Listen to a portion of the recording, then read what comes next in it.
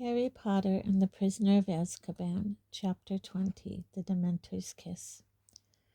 Harry had never been part of a stranger group. Crookshanks led the way down the stairs. Lupin, Pettigrew, and Ron went next, looking like contestants in a six-legged race. Next came Professor Snape, drifting creepily along, his toes hitting each stair as they descended, held up by his own wand, which was being pointed at him by Sirius.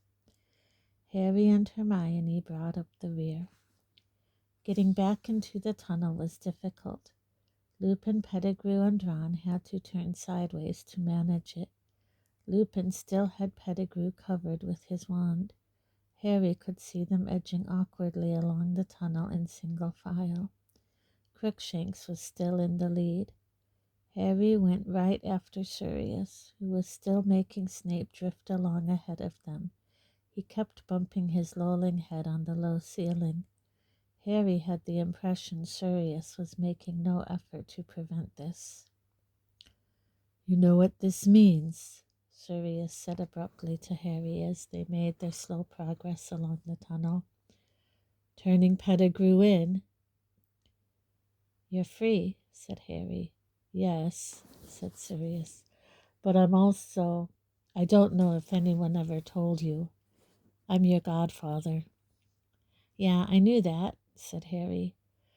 "Well, your parents appointed me your guardian," said Sirius stiffly, "if anything happened to them." Harry waited. Did Sirius mean what he thought he meant? "I'll understand, of course, if you want to stay with your aunt and uncle," said Sirius. "But, well, think about it.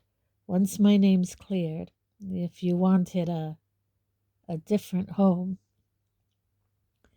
Some sort of explosion took place in the pit of Harry's stomach. "What, live with you?" he said, accidentally cracking his head on a bit of rock protruding from the ceiling. "Leave the Dursleys?" "Of course, I thought you wouldn't want to," said Sirius quickly. "I understand. I just thought I'd—" "Are you mad?" said Harry, his voice as easily as croaky as Sirius's. "Of course I want to leave the Dursleys. Have you got a house? When can I move in?" Sirius turned right around to look at him. Snape's head was scraping the ceiling, but Sirius didn't seem to care. "You want to?" he said. "You mean it?" "Yeah, I mean it," said Harry. Sirius's gaunt face broke into the first true smile Harry had seen upon it. The difference it made was startling, as though a person 10 years younger was shining through the starved mask. For a moment he was recognizable as the man who had laughed at Harry's parents' wedding. They did not speak again until they had reached the end of the tunnel. Crookshanks started up first. He had evidently pressed his paw to the knot on the trunk, because Lupin, Pettigrew, and Ron clambered upwards without any sound of savaging branches. Sirius saw Snape up through the hole, then stood back for Harry and Hermione to pass. At last, all of them were out. The grounds were very dark now. The only light came from the distant windows of the castle. Without a word, they set off. Pettigrew was still wheezing and occasionally whimpering. Harry's mind was buzzing. He was going to leave the Dursleys. He was going to live with Sirius Black, his parents' best friend. He felt dazed. What would happen when he told the Dursleys he was going to live with the convict they'd seen on television? "One wrong move, Peter," said Lupin threateningly ahead. His wand was still pointed sideways at Pettigrew's chest. Silently they tramped through the grounds, the castle lights growing slowly larger. Snape was still drifting weirdly ahead of Sirius, his chin bumping on his chest. And then a cloud shifted. There was suddenly dim shadows on the ground. Their party was bathed in moonlight. Snape collided with Lupin, Pettigrew, and Ron, who had stopped abruptly. Sirius froze. He flung out an arm to make Harry and Hermione stop. Harry could see Lupin's silhouette. He had gone rigid. Then his limbs began to shake. "Oh my," Hermione gasped. "He didn't take his potion tonight. He's not safe." "Run," Sirius whispered. "Run now." But Harry couldn't run. Ron was chained to Pettigrew and Lupin. He leaped forwards, but Sirius caught him around the chest and threw him back. "Leave it to me. Run!" There was a terrible snarling noise. Lupin's head was lengthening, so was his body. His shoulders were hunching. Hair was sprouting visibly on his face and hands, which were curling into clawed paws. Crookshanks's fur was on end again. He was backing away. As the werewolf reared, snapping its long jaws, Sirius disappeared from Harry's side. He had transformed. The enormous bear-like dog bounded forwards. As the werewolf wrenched itself free of the manacle binding it, the dog seized it about the neck and pulled it backwards, away from Ron and Pettigrew. They were locked, jaw to jaw, claws ripping at each other. Harry stood, transfixed by the sight, too intent upon the battle to notice anything else. It was Hermione's scream that alerted him. Pettigrew had dived for Lupin's dropped wand. Ron, unsteady on his bandaged leg, fell. There was a bang, a burst of light, and Ron lay motionless on the ground. Another bang. Crookshanks flew into the air and back to the earth in a heap. "Expelliarmus!" Harry yelled, pointing his own wand at Pettigrew. Lupin's wand flew high into the air and out of sight. "Stay where you are!" Harry shouted, running forwards. Too late. Pettigrew had transformed. Harry saw his bald tail whip through the manacle on Ron's outstretched arm and heard a scurrying through the grass. There was a howl and a rumbling growl. Harry turned to see the werewolf taking flight. It was galloping into the forest. "Sirius, he's gone! Pettigrew transformed!" Harry yelled.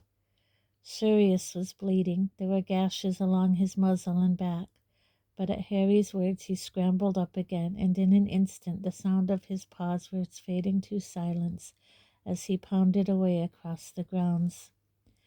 Harry and Hermione dashed over to Ron. "What did he do to him?" Hermione whispered. Ron's eyes were only half closed. His mouth hung open. He was definitely alive. They could hear him breathing, but he didn't seem to recognize them.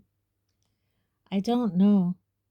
Harry looked desperately around. Black and Lupin both gone. They had no one but Snape for company, still hanging unconscious in midair.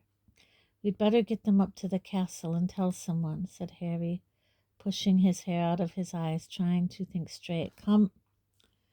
But then, out of the darkness, they heard a yelping, a whining, a dog in pain. "Sirius," Harry muttered, staring into the darkness.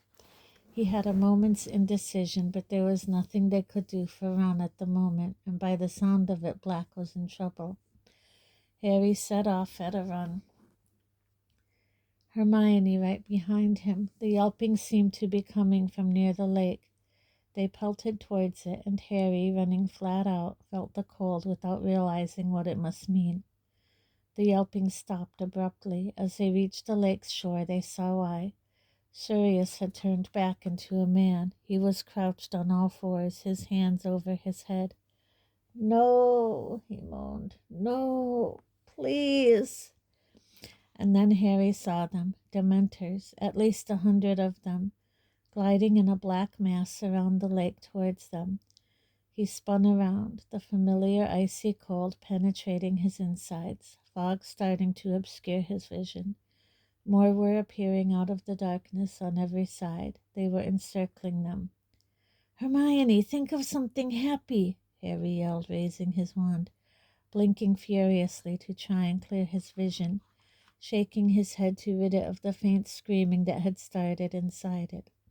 "I'm going to live with my godfather. I'm leaving the Dursleys." He forced himself to think of Sirius and only Sirius and began to chant, "Expecto Patronum! Expecto Patronum! Black gave a shudder, rolled over, and lay motionless on the ground, pale as death. He'll be all right. I'm going to go and live with him. Expecto Patronum! Hermione, help me! Expecto Patronum! Expecto, Hermione whispered. Expecto, expecto. But she couldn't do it. The Dementors were closing in, barely 10 feet from them. They formed a solid wall around Harry and Hermione and were getting closer. Expecto Patronum! Harry yelled, trying to blot the screaming from his ears. Expecto Patronum! A thin wisp of silver escaped his wand and hovered like mist before him. At the same moment, Harry felt Hermione collapse next to him. He was alone, completely alone. Expecto Patronum! Harry felt his knees hit the cold grass. Fog was clouding his eyes. With a huge effort, he fought to remember. Sirius was innocent. Innocent. We'll be okay. I'm going to live with him. Expecto Patronum! He gasped. By the feeble light of his formless Patronus, he saw a Dementor halt very close to him.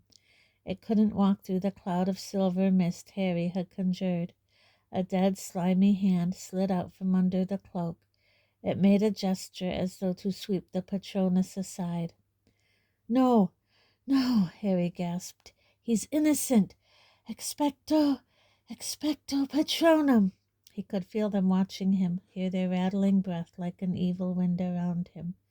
The nearest Dementor seemed to be considering him. Then it raised both its rotting hands and lowered its hood. Where there should have been eyes, there was only thin, gray, scabbed skin, sketched blankly over empty sockets. But there was a mouth, a gaping, shapeless hole, sucking the air with the sound of a death rattle. A paralyzing terror filled Harry so that he couldn't move or speak.